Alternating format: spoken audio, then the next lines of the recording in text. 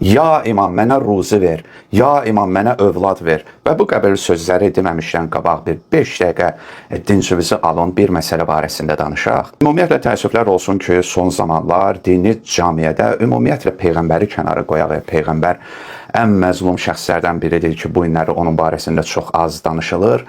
İmam barəsində söz düşmüşkən çox təəssüflər olsun ki, imamlar cəmaata bir hacət, istək mənbəyi kimi tanıtdırılır bəzi şəxslər tərəfindən. Yəni, insanların bəzilərinə elə çatdırılıb ki, bəzi şəxslər tərəfindən İmam Hüseyn əleyhissalamın məclisləri hacət məclisləridir. İmam sənə nəzər eləsin, imam hacətini versin, indi də hacətini almasan nə zaman alacaqsan. Yəni, insanlar hacət və ehtiyacları üçün sanki bir dəstəni orada saxlamağa çalışırlar. Ya ümumiyyətlə imamlar barəsində belə qeyri-adi, belə egzotik rəvayətlərdən götürülmüş bir şeylər qeyd edilir ki, sanki imamın vəzifəsi elə hacət vermək və ya istixarə etmək və ya cadu batil etmək. Yəni, insafən, özünüz baxın, dini camiyyədə din deyilərkən ya belə metafizik şeylərdən danışılır, ya cadudan danışılır, bədnəzərdən danışılır, nə bilim, dua yazmaqdan danışılır, hansısa ziyarətgahlara gedib, yəni o ziyarətgahların məqsədi təhrif edilərək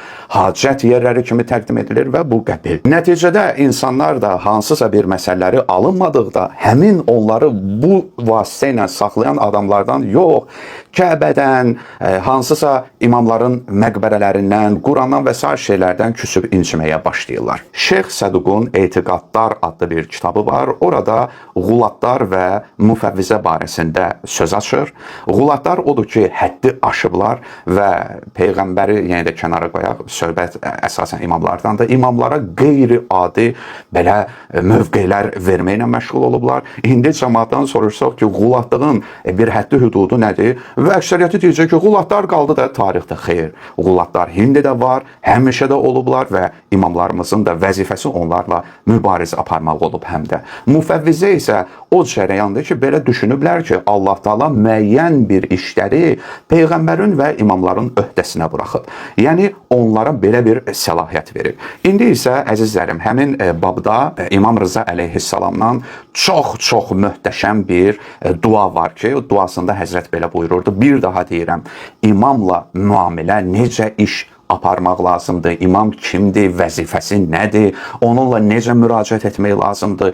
Bu barədə xüsusi maarifləndirici bir çıxış da olmalıdır. Bu duanı mən oxuyacağam sizə, diqqətlə qulaq asın. Biz gərək imamı onun özünü tanıtdırdığı kimi tanıyaq. İmam duasında buyurur ki, Allahümmə inni əbrəu iləykə minəl havli vəl-quvvəh. Ey Allahım, mən sənə hövl, yəni güc, yəni hərəkət və dəyişiklik qüdrətindən və qüvvədən uzaq olduğumu bildirirəm. Hansı hövl qüvvə nədir ki, biz deyirik, la havlə və la quvvətə illə billəh. Bax, imam onun açıqlamasını deyir ki, imam buyurur ki, fəla havlə və la quvvətə illə bik. Çünki güc və qüvvət yalnız sənin vasitənlədir. İmam bildirir ki, mən müstəqil olaraq güc və qüvvətə malik deyiləm. Nə varsa məhz sənin sayəndədir. Ey Allahım, mən sənə haqqımız olmayan şeyləri bizim üçün iddia edənlərdən uzaq olduğumu bildirəm. İmam təbərrə edir. Yəni, o kəslər var ki, bizim haqqımız olmayan şeyləri bizim üçün iddia edirlər. Allahım, mən təbərrə edirəm, o kəslərdən uzaq olduğumu bildirirəm. Ey Allahım, mən sənə özümüz barəsində nəql etmədiyimiz şeyləri bizim barəmizdə deyən kəslərdən uzaq olduğumu bildirirəm. Ona görə də kim peyğəmbərlər və imamlar barəsində bir söz deyərsə, dərhal durun və deyin ki, imam özü barəsində belə söz deyibmi? Harada belə deyib? Sən mənə öyrədirsən ki, mən belə deyim, imama belə müraciət edim, filan edim. Harada yazılıb bu? Allahümmə ləkəl xalq və minkəl əmr və iyyəkə nə'budu və iyyəkə nəstə'in. Ey Allahım, xəlq, yəni yaradılış sənə aiddir və əmr sənin tərəfindəndir. Biz yalnız sənə ibadət edirik və yalnız səndən yardım və imdad umuruq. Yəni, imam özü belə Allahdan yardım umur, Allah tərəfindən köməyə ehtiyac duyur. Ey Allahım, sən bizim yaradıcımızsan, xaliqimizsən, əvvəlki atalarımızın və sonra gələcək atalarımızın da yaradıcısısan.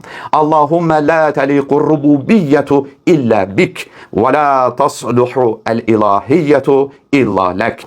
Çox açar yerə gəldi. Ey Allahım, rübubiyyət yalnız sənə layiqdir. Yəni biz deyirik ki, Peyğəmbər və imamlar Allah deyir ki, yox, məsələ orasında deyil mənim əzizlərim, diqqət edin. Rəbli rübubiyyət yalnız sənə layiqdir və ilahiyyət yalnız sənə uyğundur. Əzizlərim, rübubiyyət nədir? Niyə görə imamlarımız rübubiyyəti önə çəkiblər? Rübubiyyət Allahın feili sifətlərindəndir mənim əzizlərim. Mənası aləmin işlərinə tədbir tökmək və idarə etməkdir. Müxtəlif baxışlara əsasən bu sifət kamala çatmaq, tərbiyə və hidayət naminə məxluqlarda ard-arda hallar icad etmək mənasındadır. Yaxud, yaradılmışların varlıqla bağlı bütün işlərində yaradandan tam şəkildə asılı olması kimi izah edilmişdir. Rübubiyyətin misdaqları, yəni nümunələri həyat vermək, öldürmək, qorumaq, ruzi vermək, əmr və qadağan etməkdir. Bütün bu şeylər yalnız Allah Əzzə və Cəllə aiddir. Bu sifəti inkar edən və ya bu sifətdə şərik qoşan şəxs kafir və müşrikdir. Mənim əzizlərim, Firon məyər deyirdi, mən sizin Allahınızam? Yox. Firon deyirdi ki, ənə rabbukumul ə'la. Mən sizin ən uca Rəbbinizəm. Demirdi Allahınızam, deyirdi Rəbbinizəm. Bax, yəni istədiyimi öldürərəm, istədiyimi diri saxlayaram, istədiyimə ruzi verərəm, istədiyimə nə bilim, nə edərəm və s. Gördünüz, imam öz sözündə təkcə üluhili, ilahiyyatı yox, Rəbliyi belə Allaha aid edir ki, bu belə sənə aiddir. Bax, budur mənim əzizlərim kamil tövhid. Kumel duasında oxuyuruq, nə oxuyuruq? Və yunədikə bilisəni əhli təvhidik. Və səni tövhid əhlinin dili ilə səni səsləyir. Və yətəvəssəlu iləykə bi rububiyyətik. Və sənin rübubiyyətinlə sənə təvəssül edir. Fikir verdiniz, nə üçün İmam Əli əleyhissalama nisbət verilən Kumel duasında bax, bu ifadə var, rübubiyyətlə təvəssül etmək. Ümumiyyətlə imamların marifində bu rübubiyyət məsələsinə çox incə toxunur. Yəni insan ola bilər ki, bir insana desin ki, Allah deyil. Lakin eyni halda Allahın feili sifəti olan Rəbliyi, rübubiyyəti imama, peyğəmbərə rahatlıqla aid edə bilər. Deyər ki, Allah deyil, amma deyər ki, imam ruzi verir, imam şəfa verir, imam hidayət verir, edir və s. İmam sənin üçün nə edə bilər mənim əzizim? İmam o cür böyük şəxsiyyət sənə Allah dərgahında sənin üçün dua etməyə ancaq gücü çata bilər və onun səlahiyyəti ancaq budur ki, Allah dərgahında sənin işin üçün dua etsin. Əgər bunu da Allah istəyərsə, əgər Allah Taala bu barədə imama və sənə razılıq bildirərsə, ola bilər ki, imam dua etsin, Allah razı bildirsin buna, amma sənin üçün dua etməsinə razı olmasın. Çünki hər bir şey mütləq və mütləq Allahın əlindədir. İmam duasında daha sonra qayıdıb deyir ki, fəl'an ən-nəsarəl-ləzīnə səğğaru əzəmətək ilahi. O nəsranilərə lənət elə ki, onlar sənin əzəmətini kiçiltdilər. Bugün dualarda Allah hardadır? Allaha müraciət, nəcva, münacat hardadır? Həmçinin sənin yaratdıqlarından olub, onların dediyi sözlərə bənzər sözlər deyənlərə də lənət elə. Allahu Ekber. Allah eləməsin, biz də imamın lənətinə qoşulaq. Bəziləri ayəni gətirirlər ki, Həzrəti İsa ölüləri dirildirdi, palçıqdan quş düzəldirdi, nə bilim, neynirdi. Həzrəti İsa bunda müstəqil deyil idi. Allah bu xüsusiyyəti yalnız müəyyən vaxtda, müəyyən səbəb üçün və müəyyən şərtlər daxilində ona vermişdi ki, Həzrəti İsa əleyhissalam bununla Allaha tərəf dəvət etsin. Nəyə ki, Həzrəti İsa özünə bir dükkan açmışdı, çatan gələn deyirdi, ölümü dirilt, nə bilim, mənə şəfa ver, filan ver. Baxın, müğalətə etmək olmaz. Həzrəti İsa öz etdiyində müstəqil deyil ki, bunu Allah ona xüsusi şəraitlərdə və xüsusi hallarda vermişdi, əzizlərim. Ey Allahım, biz sənin bəndələrin və bəndələrinin övladlarıyıq. Lə nəmliku li ənfusinə darran, və lə nəf'ən, və lə məvtən, və lə həyətən, və lə nuşura. Ey Allahım, özümüzə nə bir zərər, nə bir xeyir, nə ölüm, nə həyat, nə də dirilmək baxımından heç bir şey malik deyilik. İmam nə üçün bu sözləri deyir? Ey Allahım, kim bizim Rəbb olduğumuzu iddia edərsə, biz sənin dərgahına o kəsdən uzaq olduğumuzu bildiririk. Rəbb, yəni ki, hansısa bir işdən müstəqil olub, kiməsə fayda, kiməsə zərər, kiməsə ruzi, kiməsə şəfa, kiməsə övlad və s. şeylər verdiyimizdə, ilahi, sənə aid xüsusiyyəti bizə aid edərsə, ilahi, biz həmin şəxsdən bəraət edirik. Və kim güman edərsə ki, yaradılış bizə aiddir və aleynə rizq. İmam burada bildirir və ruzi vermək bizim öhdəmizdədir və biz həmin belə bir şəxsdən sənə uzaq olduğumuzu bildiririk. Ona görə diqqət edin, ey filan imam mənə ruzi ver. İmam görürsünüz nə deyir? Deyir ki, yox, imam ancaq bunu edə bilər ki, siz də bunu bildirməlisiniz ki, yəni Quranla bildirdi ki, ey imam, Allah dərgahında mənim üçün ruzi istə. Necə ki, İsa əleyhissalam həmin o bu cür şeylər iddia edən nəsranilərdən neynədi? Bəraət etdi. Daha sonra imama baxırız. İmam kimi adam Allahın huzurunda görün nə deyir? Deyir ki, ey Allahım, biz onları iddia etdikləri şeyə dəvət etməmişik.